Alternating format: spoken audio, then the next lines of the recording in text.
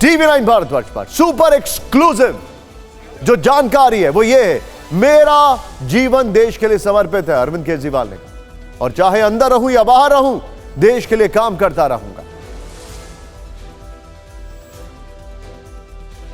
इस गिरफ्तारी के बाद अरविंद केजरीवाल का यह एकमात्र बयान है जिसमें उन्होंने कहा कि वो जेल के अंदर रहें या बाहर, देश के लिए समर्पित रहेंगे। अब पूरा देश ये जानना चाहता है कि रिमांड के बाद आने वाले दिनों में अरविंद केजरीवाल अगर जेल गए तो वहां से दिल्ली की सरकार कैसे चलाएंगे। इसके लिए नियम कानून क्या है, या फिर उनकी जगह कोई केयरटेकर सीएम बनेगा। इससे पहले यह जानना जरूरी है कि ईडी ने आज पहली बार खुलकर अरविंद केजरीवाल को कथित शराब घोटाले का सूत्रधार क्यों कहा। राउज एवेन्यू कोर्ट में ईडी ने दावा किया कि केजरीवाल ने दूसरे नेताओं के साथ मिलकर शराब घोटाले की साजिश रची थी। शराब नीति बनाने में केजरीवाल की सीधी भूमिका थी। मनीष सिसोदिया ने मामले में मुख्य भूमिका निभाई थी। केजरीवाल ने इस पूरे भ्रष्टाचार का षड्यंत्र रचा, इसलिए वो शराब घोटाले के मास्टरमाइंड हैं। Kejriwal sir, I made allegations which are borne out from the record. Okay. So you've called him the kingpin of the entire scam. Does ED have the evidence to back it up? Whatever evidence is there, they give to the. Thank you so much, sir. Court ने इसके लिए बाकायदा money trail को समझाया और विजय नायर का नाम लिया। विजय नायर को केजरीवाल का दाहिना हाथ कहा। ईडी के दावे के मुताबिक मनीष सिसोदिया ने विजय नायर को अरविंद केजरीवाल के आवास पर बुलाया था। उसे शराब नीति से जुड़े दस्तावेज दिए थे। दरअसल विजय नायर उत्तर भारत में अरविंद केजरीवाल के लिए और दक्षिण भारत में के कविता के लिए काम करता था। साउथ लॉबी में वो मिडलमैन की भूमिका निभा रहा था। ईडी ने कोर्ट से कहा कि विजय नायर मुख्यमंत्री आवास के पास रहता था। वो आम आदमी पार्टी का मीडिया इंचार्ज था। केजरीवाल के लिए बिचौलिए का काम करता था। चैरियट मीडिया कंपनी के नाम से हवाले के पैसे इधर से उधर करता था। विजय नायर पॉलिसी लागू कराने वालों में से एक था। जो उसकी बात नहीं मानता था उसे धमकी देता था। सरकारी गवाह दिनेश अरोड़ा ने उसका नाम लिया। दिनेश अरोड़ा ने खुलासा किया कि उसने विजय नायर के निर्देश पर 31 करोड़ रुपए आम आदमी पार्टी को दिए थे। ईडी ने कहा कि इस मामले में आम आदमी पार्टी लाभार्थी है। चूंकि पार्टी का अपना कोई अस्तित्व नहीं है, इसलिए आम आदमी पार्टी कंपनी है जिसके कामकाज में शामिल हर व्यक्ति आबकारी नीति के मनी लॉन्ड्रिंग में शामिल है। ईडी ने कहा कि अरविंद केजरीवाल पार्टी प्रमुख है, संयोजक है। आबकारी नीति को लागू करने से लेकर मनी ट्रेल, हवाला ट्रांजैक्शन, हर एक एक्टिविटी के पीछे उनकी प्रमुख भूमिका है। इसलिए वो इस घोटाले के किंगपिन है। अरविंद केजरीवाल की कट्टर ईमानदार वाली छवि कैसे भ्रष्टाचार के सवालों में घिर गई, इसको ईडी के दावों से समझ सकते हैं। ईडी की ओर से जानकारी दी गई है कि के कविता ने आपको 300 करोड़ रुपए दिए थे। इसीलिए आम आदमी पार्टी को एक पार्टी नहीं बल्कि एक कंपनी माना जाएगा। के कविता के जरिए ही दक्षिण की लॉबी ने 100 करोड़ रुपए की रिश्वत देकर इस नई आबकारी नीति में एंट्री की। अपराध की आय में केवल 100 करोड़ रुपए की रिश्वत ही शामिल नहीं। इसमें रिश्वत देने वालों द्वारा कमाया गया मुनाफा भी शामिल था। इससे यह लगभग 600 करोड़ रुपए से अधिक का मनी ट्रेल बनता है और इनमें से 45 करोड़ रुपए हवाला के जरिए गोवा चुनाव में इस्तेमाल हुआ। गोवा में हवाला के जरिए आपके प्रत्याशियों तक ये पैसे कैसे पहुंचाए गए, माध्यम कौन कौन बना, ईडी का ये दावा भी सुनना जरूरी है। एक चांस केजरीवाल। ये 2 साल पहले का गोवा में आपका चुनावी कैंपेन है। वही गोवा चुनाव जिसकी गूंज आज राउज एवेन्यू कोर्ट में खूब सुनाई दी। ईडी ने कहा कि उसके पास ठोस सबूत है कि शराब घोटाले में मिली करोड़ों की घूस में 45 करोड़ रुपए हवाला के जरिए गोवा भेजे गए थे। यहां इन पैसों का इस्तेमाल चुनाव प्रचार में हुआ। इसमें भी केजरीवाल के राइट हैंड विजय नायर की अहम भूमिका थी। विजय नायर एक इवेंट मैनेजमेंट कंपनी का पूर्व सीईओ है। उसकी कंपनी का नाम है चैरियट मीडिया।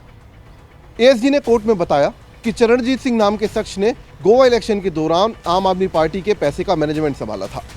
दरअसल चरणजीत सिंह को दिल्ली सरकार ने 55,000 रुपए की सैलरी पर रखा था। चरणजीत सिंह ये काम विजय नायर की कंपनी के साथ मिलकर कर रहा था। शराब घोटाले में सीबीआई की एफआईआर में शुरुआत में जिन 15 लोगों के नाम थे, उनमें विजय नायर का भी नाम था। सीबीआई के मुताबिक नायर पैसों के अवैध लेन देन में नौकरशाहों और शराब कारोबार से जुड़े लोगों के बीच कड़ी का काम कर रहा था। शराब नीति घोटाले में 27 सितंबर 2022 को सीबीआई ने विजय नायर को गिरफ्तार किया था। ईडी ने कोर्ट से यह भी कहा कि इस मामले में जो नए बयान दर्ज हुए हैं वो गोवा के एक आप उम्मीदवार का है जो मार्च 2024 में दर्ज किया गया है। प्रिंस कुमार को गोवा चुनाव के लिए सागर पटेल से पैसे मिले थे, इस बात की पुष्टि उसके कॉल रिकॉर्ड से होती है। इससे साफ है कि गोवा चुनाव में फंड भेजने के लिए ही आबकारी नीति में बदलाव किए गए थे, इसलिए घोटाले के पैसों की रिकवरी जरूरी है। केजरीवाल का गवाहों से सामना कराना है और रिमांड देने के लिए ये बिल्कुल सही केस है। अरविंद केजरीवाल ने कोर्ट जाने से पहले TV9 से खास बातचीत में कहा था कि वो देश की सेवा करते रहेंगे। ये एक्सक्लूसिव बयान जो है वो सुनिए, फिर बताते हैं कि रिमांड के समय केजरीवाल का घोटालों से जुड़े किन किन नेताओं से आमना सामना हो सकता है। अविन सर, कुछ कहना है, कुछ संदेश सर? मेरा जीवन देश के लिए समर्पित है और चाहे अंदर रहूं या बाहर देश के लिए काम करना है। अविन सर, कुछ कहना है, कुछ संदेश सर? मेरा जीवन देश के लिए समर्पित है और चाहे अंदर रहूं या बाहर देश के लिए काम करना है। हमारे सहयोगी जीत भाटी वहां पर मौजूद थे। ये रिएक्शन सिर्फ उन्हीं के पास था, उन्हीं के मोबाइल कैमरा में कैद हुआ था। लेकिन रिमांड के समय केजरीवाल का घोटालों से जुड़े किन किन नेताओं से आमना सामना हो सकता है वो देखते हैं। अरविंद केजरीवाल, मनीष सिसोदिया को आमने सामने बैठाकर पूछताछ हो सकती है, क्योंकि मनीष सिसोदिया के बयान लिए जा चुके हैं, अब इनके बयान लिए जाएंगे, फिर उनका शायद मेल मिलाप या उनमें जो कॉन्ट्राडिक्शन है वो चेक किया जाएगा। यही सिलसिला संजय सिंह को आमने सामने बैठाकर भी हो सकता है, ऐसा सूत्रों के हवाले से जानकारी है। और फिर बाकायदा जो एक प्रेस नोट रिलीज किया गया ईडी की तरफ से के कविता और अरविंद केजरीवाल, उनको लेकर भी सवाल जवाब किया जा सकता है। दोनों के बयान जो हैं उसमें कॉन्ट्राडिक्शन या सिमिलैरिटीज के लिए दोनों को आमने सामने बैठाया जा सकता है और फिर पूछताछ हो सकती है। अरविंद केजरीवाल की मुश्किल के कविता की तरफ से बढ़ सकती है, क्योंकि ईडी के दावे के मुताबिक एक तो के कविता ने आपको 300 करोड़ दिए थे और अपने सीए बूची बाबू के जरिए 2 बार पहले 10 करोड़ फिर 15 करोड़ कैश ट्रांसफर किया था।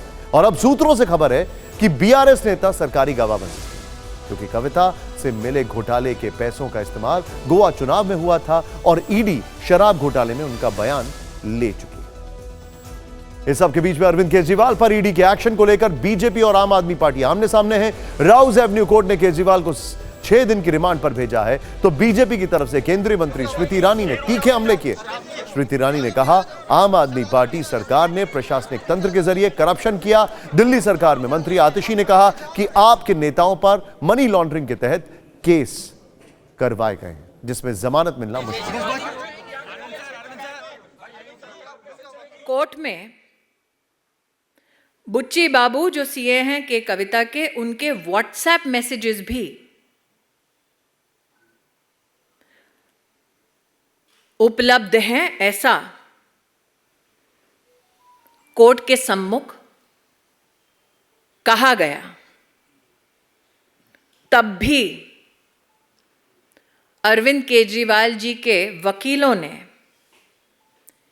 इस स्टेटमेंट का और स्टेटमेंट से संबद्ध व्हाट्सएप मैसेजेस का खंडन नहीं किया। सार्वजनिक रूप से दस्तावेज जो उपलब्ध हैं उसमें कोर्ट में जांच एजेंसी ने कहा कि अरविंद केजरीवाल ने घूस मांगी साउथ ग्रुप से। दिल्ली की मंत्री आतिशी ने कहा कि ईडी के पास केजरीवाल के खिलाफ कोई सबूत ही नहीं है।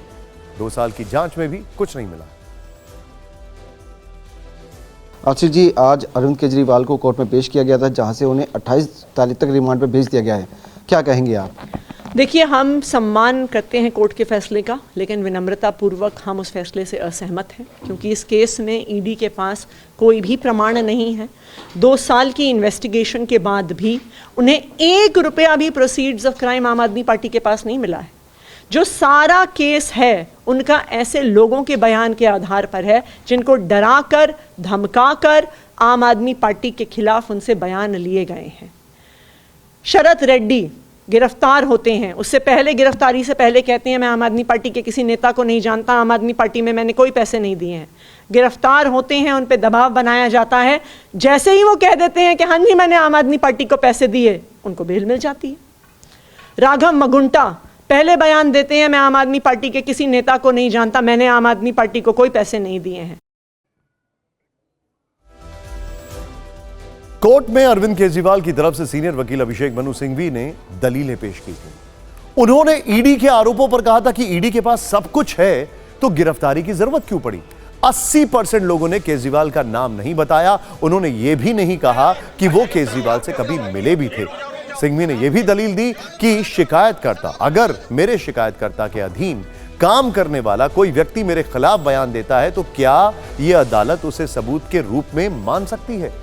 किसी भी गलत काम को दिखाने के लिए कोई भौतिक सबूत नहीं है, कोई आपत्तिजनक सामग्री भी नहीं मिली है। ईडी ने बार्टर के जरिए बयान हासिल किए हैं। राजनीतिक प्रतिशोध को उजागर करने के लिए ईडी की शक्तियों का दुरुपयोग किया जाता है। नरमी बरतने की आड़ में सह आरोपियों के बयान लिए जाते हैं और यह पूरी तरह से प्रक्रिया का दुरुपयोग है।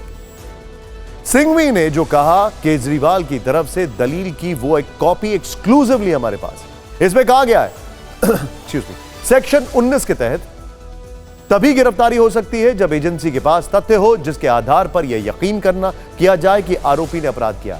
तथ्यों के बिना किसी आधार पर तय किया गया कि आरोपी ने अपराध किया है। अभिषेक मनु सिंघवी ने कहा कि गवाहों के बयान से जो पैटर्न सामने आया है उसे देखते हुए अरविंद केजरीवाल की गिरफ्तारी का आधार नहीं है। अब एक नया पैटर्न है, पहले आप गिरफ्तार करो और उसकी जमानत का विरोध करो, फिर उसे सरकारी गवाह बनाओ और उससे मनमाफिक बयान दिलवाओ। अगर किसी को गिरफ्तार किया जाए और उसे कहा जाए कि माफी मिल जाएगी तो वो किसी का भी नाम ले लेगा। इन बयानों के अलावा कोई सबूत नहीं है कि गवाह ने सिर्फ यह कहा कि वो केजरीवाल से मिला था। लोकतंत्र संविधान की मूल संरचना है। आम आदमी पार्टी के नेताओं की गिरफ्तारी से आप इसे नॉन प्लेइंग फील्ड बना रहे हैं। चुनाव से पहले यह गिरफ्तारी राजनीतिक बदले से की गई। हम आगे बढ़े उससे पहले आपको गिरफ्तारी से पहले का केजरीवाल के आखिरी इंटरव्यू का एक महत्वपूर्ण अंश सुनाते हैं। यह इंटरव्यू अरविंद केजरीवाल ने TV9 भारतवर्ष को दिया था और तब उन्होंने खुद को गिरफ्तार किए जाने का अंदेशा भी जताया। कुछ गिरफ्तारी का डर है क्या? जब इनका मकसद जांच करना नहीं है तो इनका मकसद गिरफ्तारी करना है। इन्होंने जैसे मैंने कहा नंबर 2, नंबर 3, नंबर 4 सबको गिरफ्तार कर लिया, अब ये केजरीवाल को गिरफ्तार करना चाहते हैं। दिल्ली के मुख्यमंत्री अरविंद केजरीवाल की गिरफ्तारी और फिर ईडी की रिमांड आम आदमी पार्टी के लिए किसी तूफान से कम नहीं।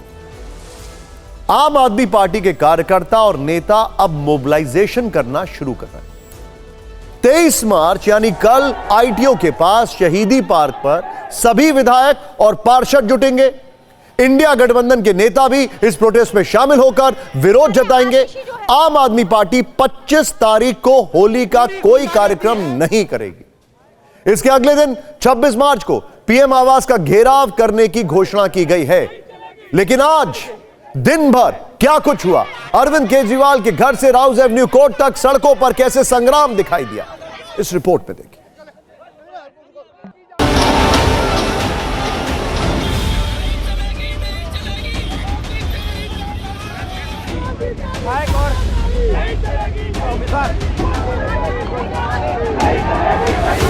इस तरीके से केंद्र सरकार गुंडागर्दी करके हमको कुचलने की कोशिश कर रही है। ये देखिए किस तरीके से ये लोकतंत्र पर हमला है, ये देश के लोगों के अधिकारों पर हमला है। एक सेकंड,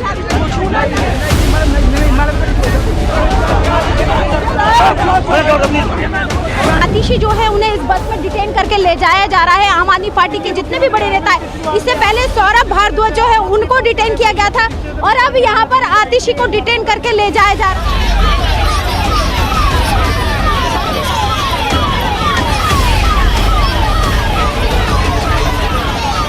तस्वीरें में आपको दिखाएं, तमाम लोगों को यहाँ पर दिल्ली पुलिस डिटेन कर रही है क्योंकि धारा 144 लगाई गई है।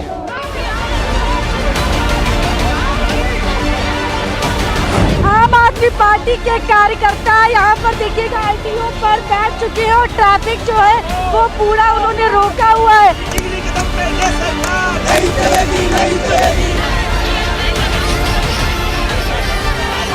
अरविंद केजरीवाल को गिरफ्तार कर रहे हैं, वो डरते हैं अरविंद केजरीवाल से, वो डरते हैं अरविंद केजरीवाल।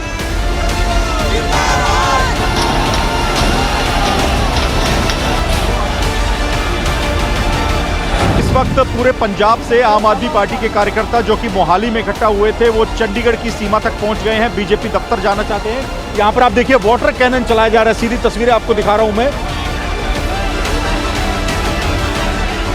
जम्मू के आम आदमी पार्टी के कार्यकर्ता है और भारी सुरक्षा बल जो है वो भी यहाँ पर तैनात किए गए हैं। पुलिस